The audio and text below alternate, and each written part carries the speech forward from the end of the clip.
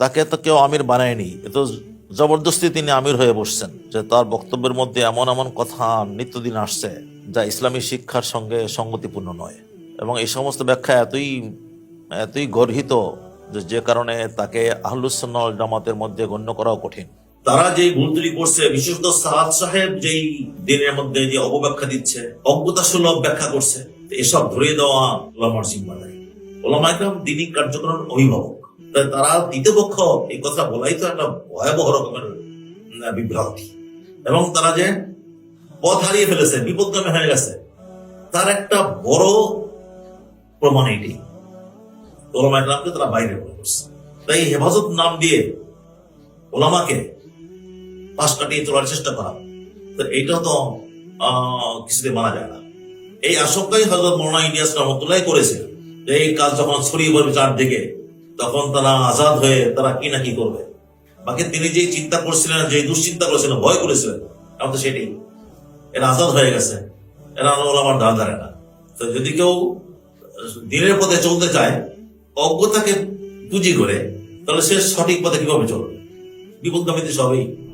গত 18ই ডিসেম্বর 2024 শেষ রাতের দিকে সাদপন্থীরা সুরাই নেজামের তাবলিগের সাথীদের উপর বর্বরোচিত হামলা করে 4 জন শহীদ হন এবং শতাধিক ব্যক্তি আহত হন। এমন এক নেক্কারজনক হামলার পরে এই প্রশ্নটা আবার উঠে এসেছে যে মাওলানা সাদ সাহেবের ভুলগুলো কোথায় এবং তাবলিগের এই যে বিরোধের কারণগুলো কি। সাদপন্থীদের এই যে বর্বরতা, এতে আমাদের প্রতিক্রিয়া কেমন হওয়া উচিত? নাহমাদুহু ওয়া নুসাল্লি আলা রাসূলিহিল কারীম, আম্মা বাদ। এটা তো খুবই দুঃখজনক, ইসলামী আখলাকেরই পরিপন্থী। আর তবলিগের বৈশিষ্ট্যের সঙ্গে তো মোটেই যায় না। তবলিগের সবসময়কারী নীতি ছিল যে প্রতিপক্ষ তাদের সঙ্গে যেমন আচরণই করুক না কেন, তারা সর্বদা সহনশীল থাকবে। অতীতে দেখা গেছে যে তবলিগের জামাত কোথাও কোথাও হয়তো যেত, মসজিদে যেত, আর মহল্লার লোকজন তাদের বিছনা সামানপত্র সব ফেলে দিত, মসজিদে ঢুকতেও দিত না, মসজিদের বাইরে তারা রাত কাটাতো, মসজিদের বাইরে বসে বসে তালিম করত। এমনও হয়েছে যে মহল্লা থেকেই বের করে দিয়েছে। তা সবই তবলিগ জামাত ধৈর্যের সঙ্গে মোকাবিলা করেছে। তার মানে সবর করেছে, আল্লাহ তাআলার কাছে দোয়া করেছে, মন্দ আচরণের বিপরীতে ভালো ব্যবহার করেছে। এটা তাবলীগের ঐতিহ্য। তখন তাবলীগের লোক তো অত বেশিও ছিল না, তুলনামূলকভাবে অনেক কম ছিল। এখন তাবলীগের লোকজন অনেক অনেক বেশি। তো ওই যখন লোক সংখ্যা কম ছিল তখন তো তারা এরকম সহনশীলতার পরিচয় দিয়েছে। আর এখন যখন বিশ্বব্যাপী ছড়িয়ে পড়েছে, বিশাল আকার ধারণ করেছে, তখন তাদের চরিত্রেরই পরিবর্তন। তো এটা কি অহমিকা যে আমরা তো সংখ্যা এত, কাজে আমরা কাউকে পরোয়া করি না? অহমিকা যদি পেয়ে বসে তবে তো পতন অনিবার্য। অহমিকার পরিণাম কখনই ভালো হয় না।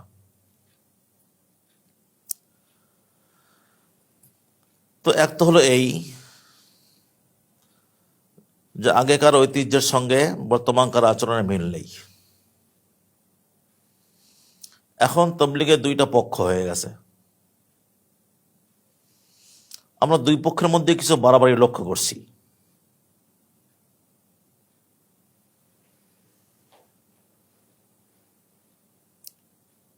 উভয় পক্ষই যে একে অন্যকে কিছুতেই সহ্য করতে পারছে না। কোথাও কোথাও শোনা যায় যে দেখা সাক্ষাৎ সালাম কালামা বন্ধ। এই যে সহ্য করতে পারছে না একে অন্যকে, এটা তাদের পরস্পরের একটা বিরোধকে কেন্দ্র করে। এই বিরোধেরও কারণ কোনো এক ব্যক্তির ইমারত, তার নেতৃত্ব। এক ব্যক্তি চাইছে বিশ্বব্যাপী সে নেতৃত্ব দেবে, সে সবার আমির হবে, আর তার এই চাওয়াটাকে এক পক্ষ স্বীকার করছে, অন্য পক্ষ স্বীকার করছে না। এক পক্ষ তাকে বিশ্ব আমির বলে মানছে, অন্য পক্ষ তাকে বিশ্ব আমির বলে মানছে না। যারা মানছে না তাদের যুক্তি হলো দুইটা। তাদের না মানার কারণ দুইটা। এক কারণ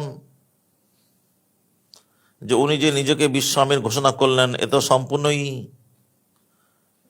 নিজস্ব ঘোষণা, তাকে তো কেউ আমির বানায়নি, এ তো জবরদস্তি তিনি আমির হয়ে বসছেন। তিনি সবাইকে মানাতে চাইছেন যে আমাকে আমির মানবে, এবং বলেছেন না মানবে তো জাহান্নামে যাও। এক কারণ যে এরা অনেকটা ইমারতের নেতৃত্বের জবরদখল। আর দ্বিতীয় কারণ যে তার বক্তব্যের মধ্যে এমন এমন কথা নিত্যদিন আসছে যা ইসলামী শিক্ষার সঙ্গে সঙ্গতিপূর্ণ নয়। কোরআন কারিমের হাদিসের এমন এমন ব্যাখ্যা দিচ্ছে যা সংখ্যাগরিষ্ঠ জমহুর ওলামার ব্যাখ্যার পরিপন্থী, এবং ওই সমস্ত ব্যাখ্যা দিতে গিয়ে আক্রমণ হয়ে যায় অনেক বড়দের প্রতিও। নবী রসুল, সাহাবায়ে কেরাম, অনেকের উপরই আপত্তি ওঠে তার এই নতুন নতুন ব্যাখ্যার কারণে। এবং এই সমস্ত ব্যাখ্যা এতই গর্হিত যে কারণে তাকে আহলুস সুন্নাহ ওয়াল জামাতের মধ্যে গণ্য করাও কঠিন।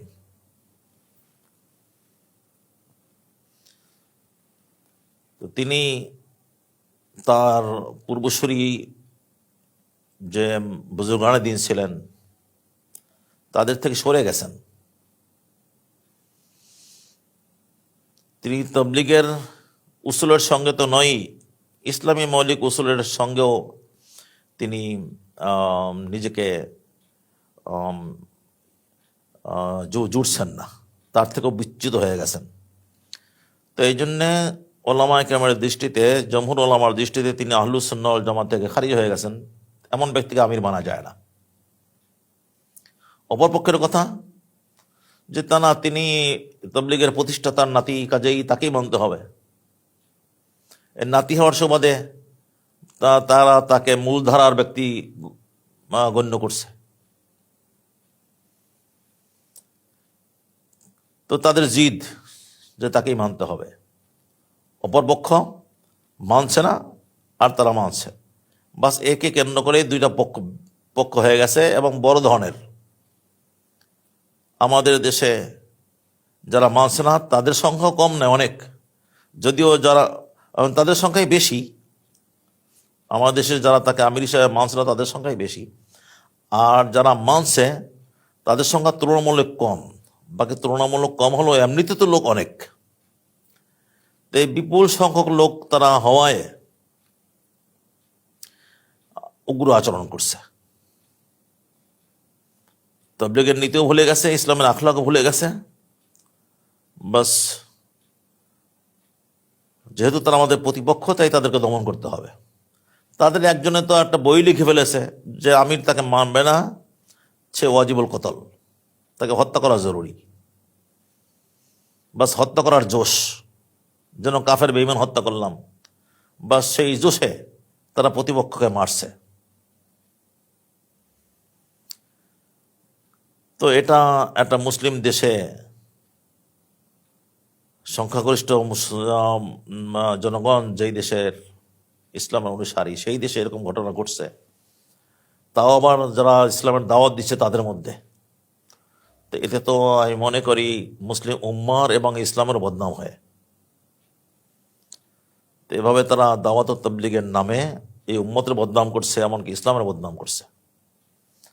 যে ইসলামের যারা অনুসারী এবং যারা ইসলামের দাওয়াত দিচ্ছে, এই তারাই যখন এই চরিত্রের, তখন সেই দিনই বা কেমন, আর সেই দিনের অনুসারী বা কেমন।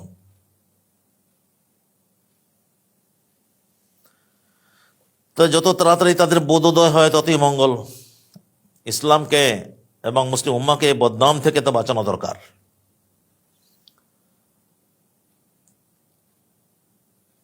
এই অনুভূতিটা তাদের নেতার যে কেন হয় না, সেইটাও তো লক্ষণীয়। যে উনি যদি এটা লক্ষ্য করতেন যে তাকে কেন্দ্র করে এভাবে বিশ্বব্যাপী একটা গণ্ডগোল ছড়িয়ে পড়ছে, ঘরে ঘরে অশান্তি, ভাই ভাই, স্বামী স্ত্রী, বাবা সন্তান, এদের মধ্যে বিরোধ, মসজিদে মসজিদে বিরোধ, একই মসজিদে দুই গ্রুপ, মারামারি, হানাহানি, খুনোখুনি। তো ওনার তো এই বিবেক জাগ্রত হওয়ার কথা যে আমাকে কেন্দ্র করে এভাবে খুনোখুনি পরস্পরে, তো কেন আমি এই খুনোখুনির কারণ হব? ওনার যদি সুস্থ বোধ বিবেক থাকতো, তাহলে তিনি এতদিনে নিজেকে এখান থেকে সরিয়ে ফেলতেন।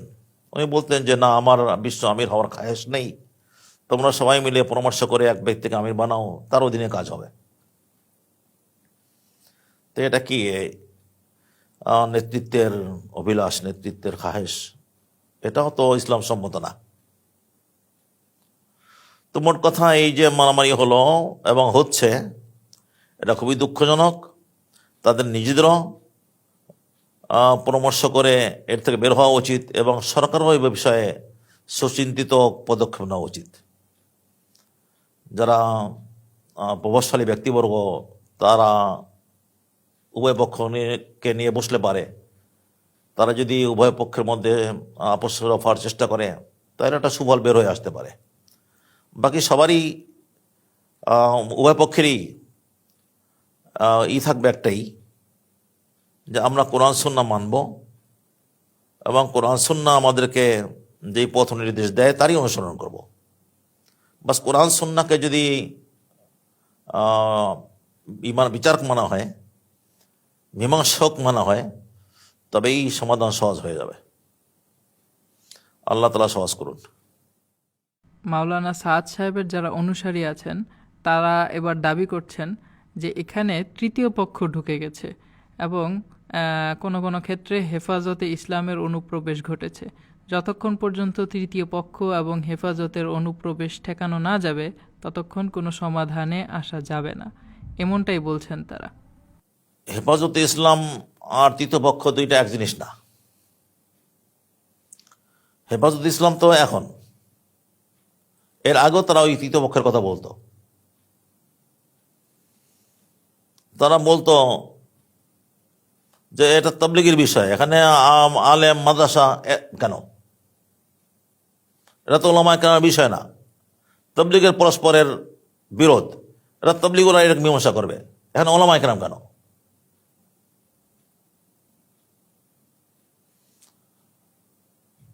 তো তাদের এই কথাটা কিছুতেই গ্রহণযোগ্য নয়, এটা অযৌক্তিক। এটা তো ওলামায়ে কেরামের জিম্মাদারি। দিনের নামে যদি কেউ কোনো কাজ করে, তাহলে সেটা সঠিক না ভুল, এটা স্পষ্ট করে দেওয়া ওলামায়ে কেরামের জিম্মাদারি।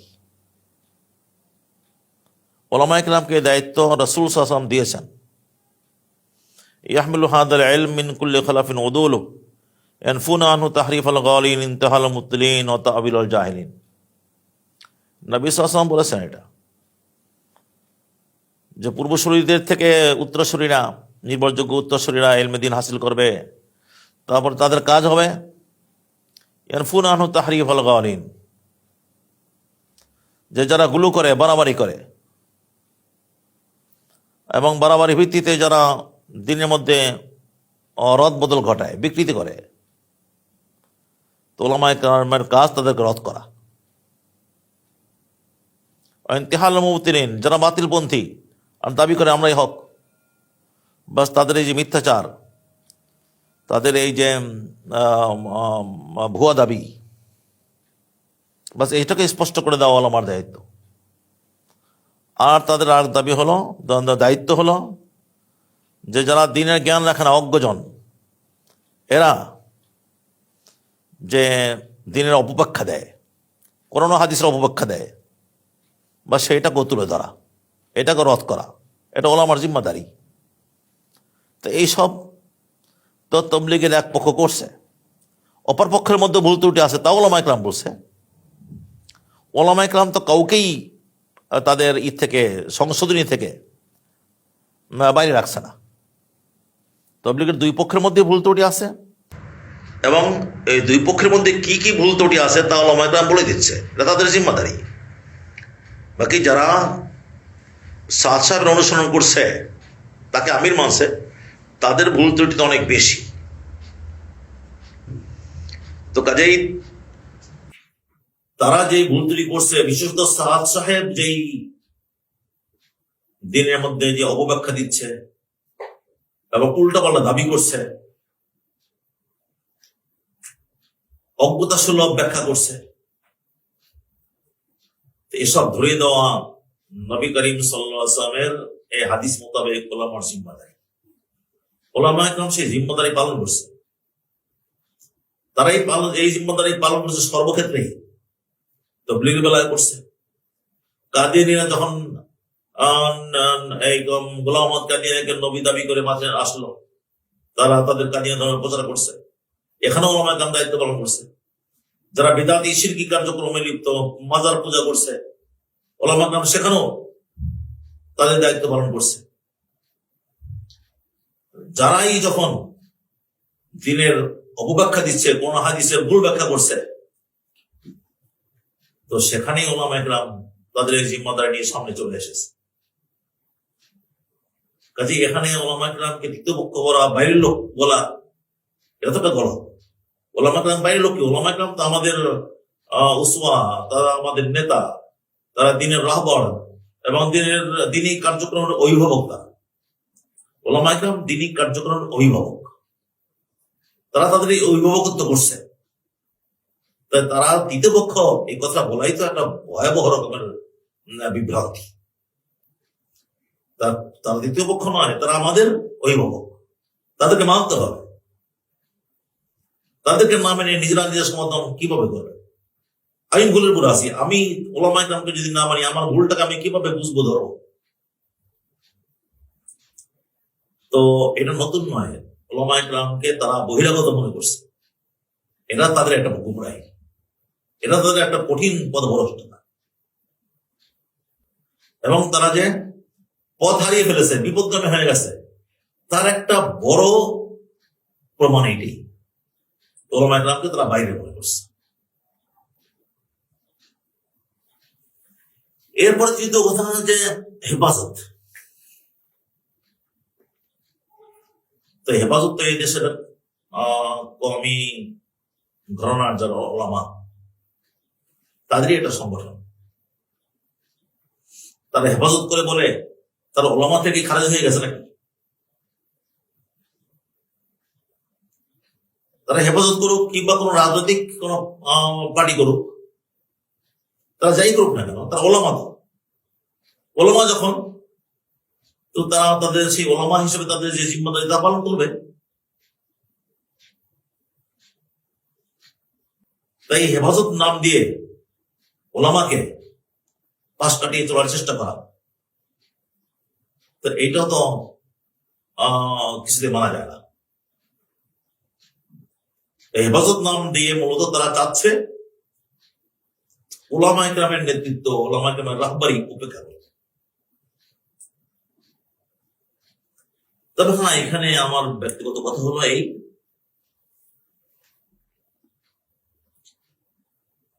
যে যারা হেফাজত করে,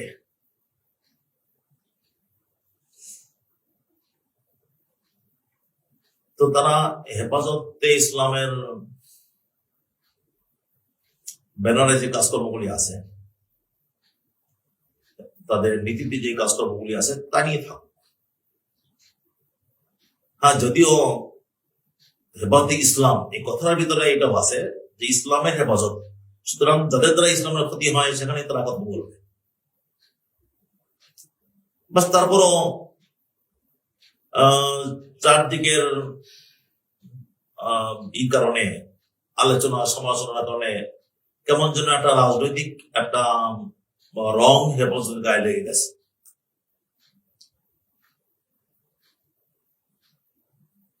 তো যখন এই রাজনৈতিক একটা তকমা তাদের গায়ে লেগে গেছে, তখন তারা সামনে এসে না না এসে যারা রাজনীতি নিরপেক্ষ, যারা কোনো রাজনৈতিক দল করে না এবং কোনো সাংগঠনিক ইও নেই, এরকম নিরপেক্ষ যারা ওলামা আছে,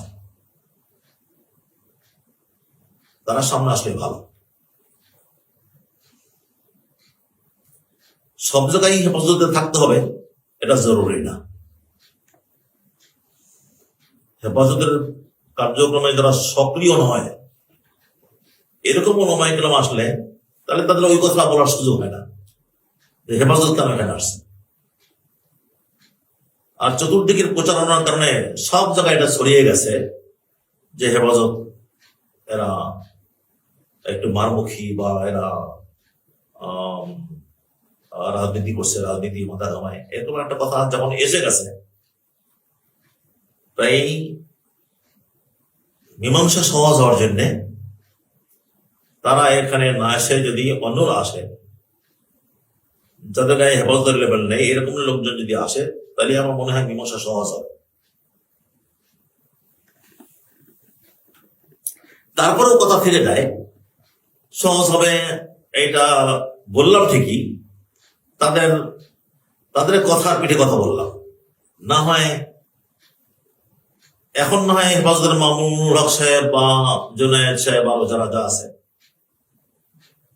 তারা সামনে এসেছে, কিন্তু এর আগে যারা কথা বলতেন তাদের মধ্যে তো সর্বশ্রদ্ধ ব্যক্তিত্ব হযরত মাওলানা আব্দুল মালিক সাহেব, তিনি সামনে ছিলেন। এরকম আরো যারা সামনে ছিলেন তারা কেউ হেফাজতের লোক নয়, কিন্তু তখনই কি তারা মেনেছে? তখন তো তারা মানে নেই, বরং আরো ব্যঙ্গ বিদ্রুপ করেছে। যারা জিদের উপরে আসে, যারা হরতালি কিসমের লোক, তারা কোনো কিছু থেকে মানতে চায় না।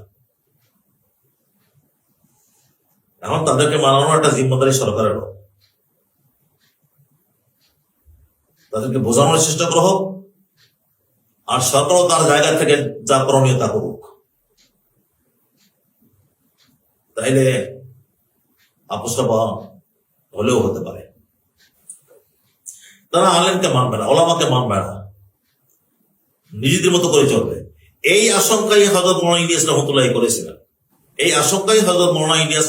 করেছিলেন, যে এই কাজ যখন ছড়িয়ে পড়বে চারদিকে, তখন তারা আজাদ হয়ে তারা কি না কি করবে। এই জন্য তিনি খুবই পরে চিন্তিত ছিলেন। পরে হয়তো মাওলানা মুফতি শফি সাহেব, মাওলানা জাফর ওসমান রহমতুল্লাহ, এরকম বুজুর্গানে দিন বিশিষ্ট ব্যক্তির উপর তাকে আশ্বস্ত করেছিলেন যে এটা তাদের জিম্মাদারি হবে। আপনি তো যখন শুরু করেছেন তখন উসুলের ভিত্তিতে শুরু করেছেন, সেই দায় আপনার উপর আসবে না। বাকি তিনি যে চিন্তা করছিলেন, যে দুশ্চিন্তা করেছিলেন, ভয় করেছিলেন, এখন তো সেটাই, এরা আজাদ হয়ে গেছে, এরা ওলামার ধার ধারে না। আর কি কথা তারা বলে যে আমাকে দাওয়াত কে দিয়েছে, দাওয়াত আমাকে কোন এক ইঞ্জিনিয়ার দিয়েছে, ডাক্তার দিয়েছে, তার মাধ্যমে আমি দিনে আসছি, আলেমকে মানতে হবে কেন? আরে সেই আলেম, সেই ইঞ্জিনিয়ার আর ডাক্তার, সে কিভাবে তাবলীগে আসবে? সে কেমনে পথ পাইল? ঘোরায় তো ওলামাই। তাবলীগ শুরু করেছেন তো ইলিয়াস রহমতুল্লাহ আলাইহি, তারপরে তার পুত্র মহান ব্যক্তিত্ব ইউসুফ রহমতুল্লাহ আলাইহি, তিনি তো আলেম, জবরদস্ত আলেমই ছিলেন। মাওলানা এনামুল হাসান সাহেব তো আলেমই ছিলেন, আলেমরাই তো নেতৃত্ব দিয়েছে, আলেমকে মানবেন আবার।